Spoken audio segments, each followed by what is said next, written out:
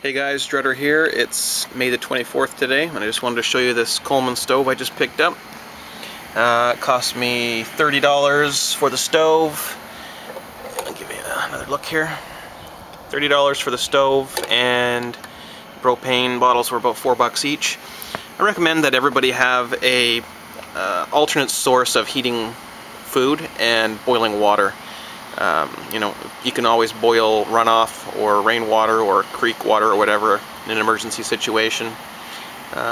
Just turned this on about 2 minutes ago for the first time. Just got it home, and this little pot of water here is almost ready to boil. So it seems like a pretty good little unit. I'm going to keep it in my garage. If the power goes out, you know, you have a few bottles of propane at least handy. If not a larger supply. There we go, the water's boiling. That's about 2 to 3 minutes. You can always survive off of, you know, rainwater, runoff, that kind of thing. And this is going to go to Burning Man with me this year to cook my food for a week. And give it a good testing out. Blueberries ended up flowering quite heavily this year. A lot of them's already fallen off, but yeah, I think I'm going to get some blueberries this year. Copper. It's a bit weathered. It's been out in the rain for a couple decades, but as you can see, it definitely is copper.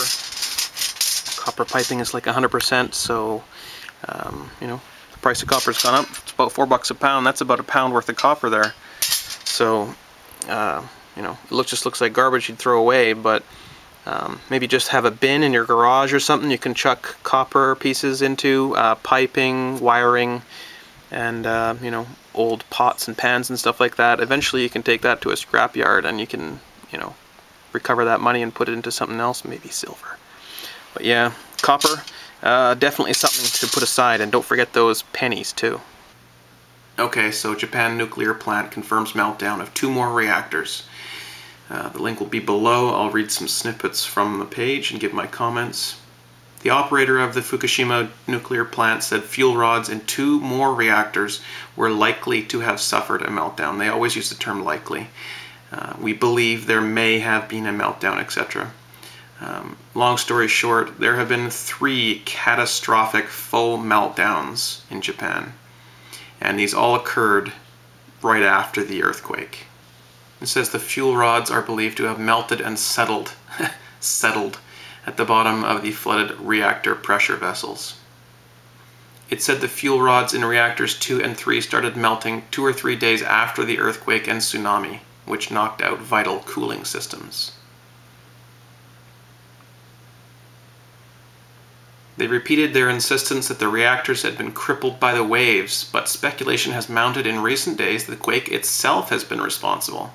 Yes, I have read quite a bit about that actually, and there's a decent amount of data backing it up now.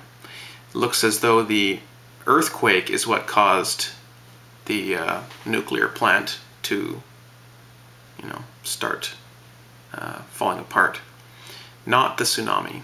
There's no doubt that the tsunami hit, and you know, they've recently released some pictures showing there's water all around the buildings at the plant. Now, no one was saying that the tsunami didn't hit the plant. Of course it did. The speculation is, was the tsunami actually the cause, or was it simply an earthquake that caused this meltdown? And it's looking as though it was just an earthquake. Now, there are a lot of nuclear reactors in countries that experience earthquakes frequently. This is a big problem. TEPCO said it has been unable to confirm the meltdowns until finishing analyzing some data. In other words, we didn't want to tell everyone when it was happening, otherwise there would have been nationwide panic. The entire area of Japan would have had to be evacuated. Huge international pressure would have come down upon us.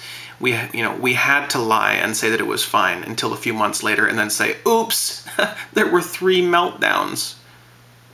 TEPCO has suffered setbacks that may derail attempts to bring the plant under control in the next 6 to 9 months. Of course they're not going to have it done in the next 6 to 9 months. This is going to go on for a year, or 2 years, or 3 years. This is going to go on for 10, 20, 30, 40, 50 years, 100 years, decades, centuries. This is never going to be done with. a massive, massive amount of radiation has been and continues to be leaked into the world that we all live in. And some of this radiation will just fizzle out and disappear, and some of it will stay around for decades and centuries. On Monday, it said makeshift containers are being used to store tens of thousands of tons of contaminated water, or almost full. The company has yet to complete a system to reprocess the water to reuse in the reactors, raising fears that contaminated liquid could leak into the sea. Yeah, leak into the sea, as opposed to just being emptied into the sea as it has been done. Japan's Prime Minister Naoto Kan has already announced a comprehensive review of Japan's nuclear energy policy. And it says some have criticized Kan and TEPCO for failing to release information about the extent of the damage at Fukushima Daiichi. I'm very sorry the public doesn't trust the various disclosures the government has made about the accident, Kan told Parliament.